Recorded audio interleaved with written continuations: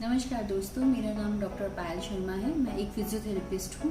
आज हम आपको अपनी स्पाइन के बारे में जो कॉमन समस्याएं होती हैं, जैसे कमर का दर्द, गर्दन का दर्द, वो उसके बारे में हम आपको बताएंगे। ये क्यों होता है और इससे कैसे हम बच सकते हैं और इसकी बेसिक एनाटमी क्या है। सबसे पहले किसी भी प्रॉब्लम वो हमारी बॉडी में आती क्यों है, किस वजह से हमें ये पेन होते हैं, उस रीज़न को जानना ज़रूरी है। उसके बाद फिर इसका ट्रीटमेंट। आज मैं आपको बेसिक एनाटमी बताऊंगी हमारी स्पाइन की। ये हमारे स्पाइन का स्ट्रक्चर है।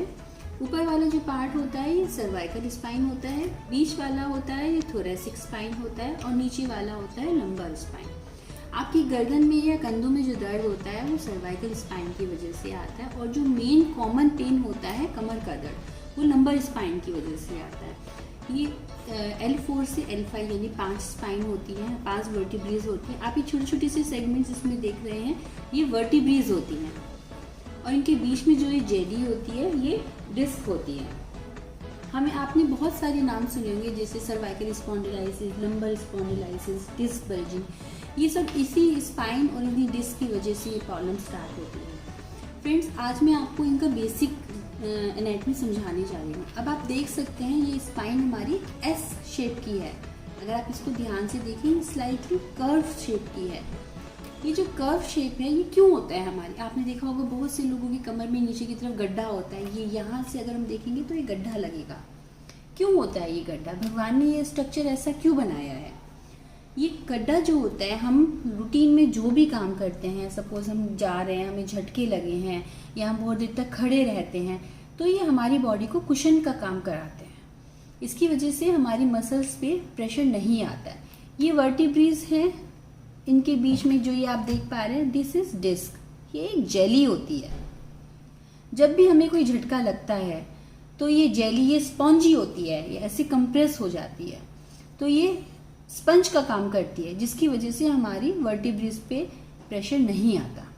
अब होता क्या है, जब हमारे किसी भी वजह से हमें बहुत ज़ोर से झटका लगता है या हम अपनी बॉडी को एक्सर्ट करते हैं, तो ये जो जेली होती है ये जेली हमारी बाहर निकल जाती है।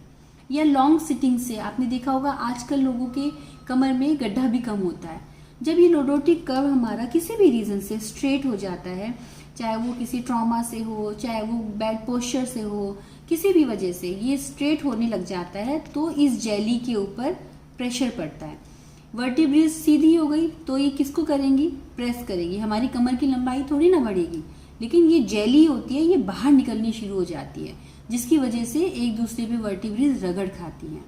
अब आप ये छोटे छोटे से कुछ स्ट्रक्चर्स देख रहे होंगे, ये है नर्व्स जो हमारी डिस्क के साइड से निकलता है।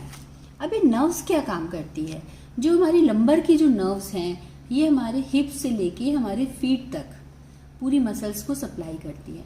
जो ये ऊपर की नर्व्स हैं ये हमारी कंधे हैं, हाथ हैं, हेड है, इन सबको सप्लाई करती है, और बीच का पोर्शन हमारा थोरेसिक जो चेस्ट को सप्लाई करता है। अब क्या होता है, जब इस जेली पे प्रेशर पड़ता है और ये दोनों वर्टिब्रेज सीधी हो जाती हैं, तो ये सीधे सीधे नर्व्स को कंप्रेस कर देते हैं।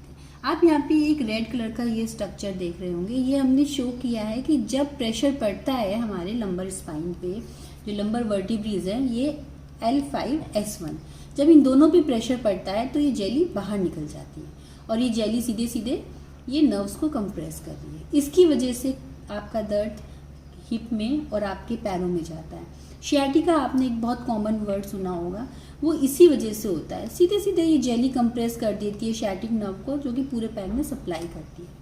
तो ये तो बेसिक एनाटमी है। अब ये कंप्रेशन कम कैसे होगा, सबसे पहले तो मैं बेसिक रीजन बताती हूँ जिसकी वजह से ये कंप्रेशन आपकी डिस्क पे आता है। अब इसका रीज़न क्या होता है, पहला जैसे मैंने आपको बताया पुअर पोस्चर, दूसरा लॉन्ग सिटिंग। जब हम बहुत देर तक बैठते हैं तो हमारे इन्हीं दोनों वर्टिब्रेज पे ज़्यादा प्रेशर आता है, जिसकी वजह से ये डिस्क को प्रेस करती है।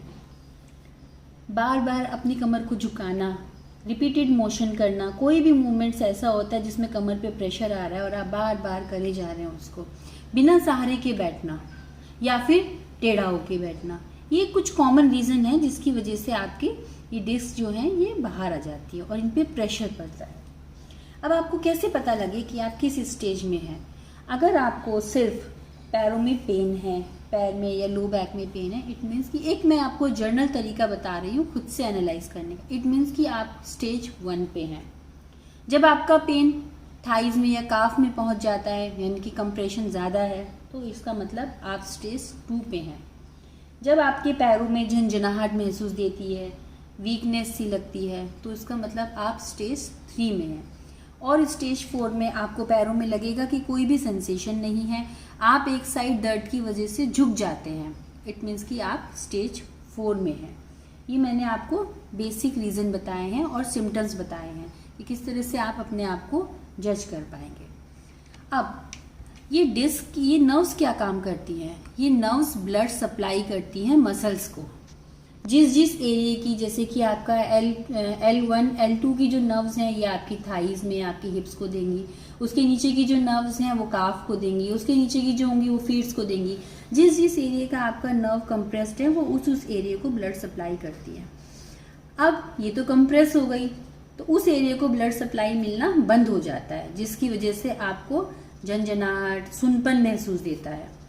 लेकिन हमारी बॉडी में एक सबसे अच्छी बात क्या होती है कि हम किसी भी चीज़ को दोबारा से जनरेट कर सकते हैं। अगर ये कंप्रेस्ड हो गई है तो हम इसको वापस से रिलीज कर सकते हैं। उसके लिए आपको फिजियोथेरेपी ट्रीटमेंट लेना पड़ेगा, कुछ एक्सरसाइजेस करनी पड़ेंगी, कुछ मोडालिटीज़ यूज़ करनी पड़ेंगी, और मेन है प्रिकॉशंस। आपको प्रिकॉशन क्या क्या लेना पड़ेगा? सबसे पहले जो भी आपका थेरेपिस्ट बताए उसके हिसाब से आपको करेक्ट पोजीशन लेना है। जब भी आप बेड पे लेटे हैं या बेड से उठे हैं, हमेशा करवट लेके उठना है और करवट लेके ही सोने के लिए जाना है। अब इनसे आप बच कैसे सकते हैं? उसके लिए आप फिजियोथेरेपी ट्रीटमेंट लीजिए और कुछ बेसिक प्रिकॉशंस लीजिए। जैसे कि नंबर 1, आप जब भी बेड से उठें हमेशा करवट लेके उठें, और जब भी बेड पे सोने के लिए जाएं करवट लेके ही जाएं। नंबर 2, कोई भी हैवी ऑब्जेक्ट डायरेक्टली आगे झुक के ना उठाएं। फर्स्ट थिंग, अगर आपको बैक पेन है तो आप कोई भी हैवी ऑब्जेक्ट उठाने के लिए बचें। फिर भी अगर आपको कभी उठाना पड़े मजबूरी में तो अपने नी बैंड करके उसको उठाएं, डायरेक्टली आगे झुक के ना उठाएं। थर्ड वन, लॉन्ग सिटिंग नहीं करना है। 30 मिनट्स से ज़्यादा आपको सिटिंग नहीं करना है। उसके बाद आपको 5 मिनट्स का ब्रेक लेना है। उससे क्या होगा, कंटिन्यूसली आपकी लो बैक पे प्रेशर नहीं आएगा। 5 मिनट्स के ब्रेक के लिए आप उठेंगे, थोड़ा वॉक करेंगे तो आपकी स्पाइन को थोड़ा रिलीफ मिल जाएगा, नर्व्स पे कंप्रेशन नहीं आएगा। फोर्थ, किसी भी सॉफ्ट सीट पे नहीं बैठना है, जैसे सोफ़ा होता है जिनमें स्प्रिंग होते हैं, या बहुत कुशन वाली चीज़ों पे अवॉइड करना है बैठना। फिफ्थ वन, किसी भी तरह का झटका, स्पेशली अगर आप सपोज एक एग्जांपल लेते हैं, आप कार में जा रहे हैं, आप एक स्पीड से कार को ड्राइव कर रहे हैं, आगे एक ब्रेकर आ जाता है, आप स्लो करिए अपनी कार की स्पीड को और फिर ब्रेकर क्रॉस करिए।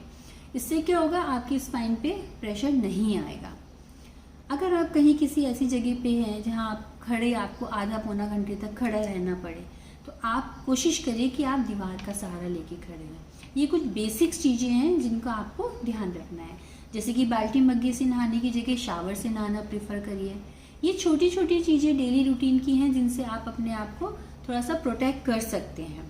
उसके साथ साथ फिजियो ट्रीटमेंट लेंगे प्लस एक्सरसाइजेस करेंगे तो आपका ये जो नर्व कंप्रेशन है डेफिनेटली ये निकल जाएगा। लोग बहुत जल्दी पैनिक हो जाते हैं कि हमें डॉक्टर ने सर्जरी बोल दी है, हमें तो डिस्क का प्रॉब्लम हो गया, एक महीने तक बेड रेस्ट कर देते हैं। फ्रेंड्स, बेड रेस्ट करना ज़रूरी है, बट पूरी तरह पूरा दिन बेड रेस्ट करना नहीं। अगर आप बेड रेस्ट करते हैं तो उससे आपकी बॉडी की अदर मसल्स भी वीक होती हैं। बेड रेस्ट क्यों कराया जाता है? ताकि आपकी लोअर स्पाइन पे प्रेशर ना आए। उसके लिए बहुत सारे तरीके हैं।